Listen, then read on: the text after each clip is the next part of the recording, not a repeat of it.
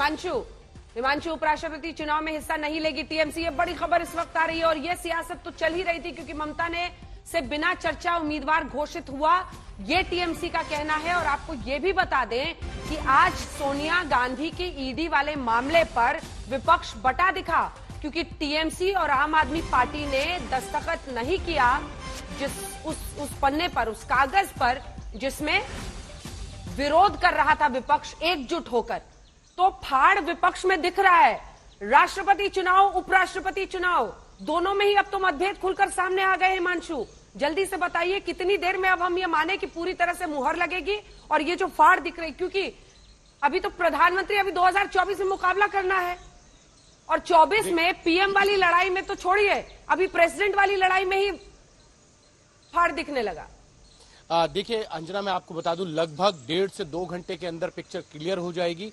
2 round की counting पूरी हो चुकी है। सबसे पहले 748 सांसदों के वोटों की जो है वोट की वैल्यू काउंट की गई थी, जिसमें 5,73,000 वोटों की वैल्यू थी, जिसमें से 3,78,000 वोट वैल्यू जो है वो द्रौपदी मुर्मू के पक्ष में गए थे। 1,45,000 वोट वैल्यू जो है वो गई थी यशवंत सिन्हा के पक्ष में। उसके बाद सेकेंड राउंड में 10 स्टेट्स की वोट वैल्यू हुई। 1138 वोटों की वैल्यू जो है इसमें काउंट की गई। उनकी वोट वैल्यू जो है 1,49,575। ये सब तो हम बता ही रहे हैं हिमांशु, ये सब तो हम बता ही रहे हैं। दोनों तरफ हमने आज तक पर आंकड़े लिख दिए हैं। हमें तो ये बताइए कि कितने ऐसे हैं जो फिसल गए इधर से उधर। देखिए मैं आपको फिसलने की बात बता दूं। जो कि थे विपक्ष का हिस्सा, यूपीए का हिस्सा, सांसद भी अगर मैं सही हूं तो 70-80 के लगभग थे जो फिसल गए इधर से उधर। देखिए ये बिल्कुल बहुत बड़ी एक तरीके से कह सकते हैं कि क्रॉस वोटिंग हुई है इस पूरे मामले में। मैं कई सांसदों से बात कर रहा था, कल परसों मैंने दोनों दिन बात की, तो ये मुझे सामने आया था कि डीएमके के भी कुछ सांसदों ने जो है वो क्रॉस वोटिंग की है।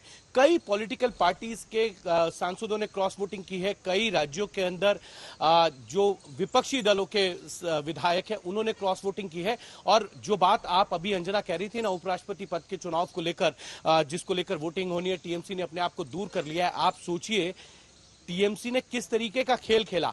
यशवंत सिन्हा टीएमसी पार्टी से आए थे, उनके ही उम्मीदवार के तौर पर जो है उनको अनाउंस किया गया था, कांग्रेस ने उसका समर्थन किया। और जब द्रौपदी मुर्मू का नाम घोषणा हुई थी तो ममता बनर्जी ने क्या कहा था, हमसे पहले डिस्कस कर लिया होता भारतीय जनता पार्टी या एनडीए के नेताओं ने तो हम द्रौपदी मुर्मू का समर्थन कर देते।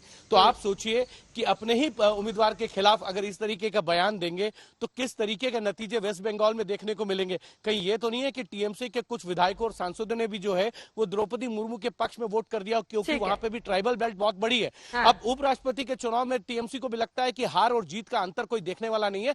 बीजेपी अकेले दम पर अपनी जो है वो जीत दर्ज करा सकती है। उपराष्ट्रपति में 391 वोट चाहिए उपराष्ट्रपति के अंदर। लोकसभा और राज्यसभा के सांसदों को देखा जाए तो उस अंक गणित के हिसाब से देखें तो मैजिक नंबर से 3 वोट ज्यादा जो है भारतीय जनता पार्टी के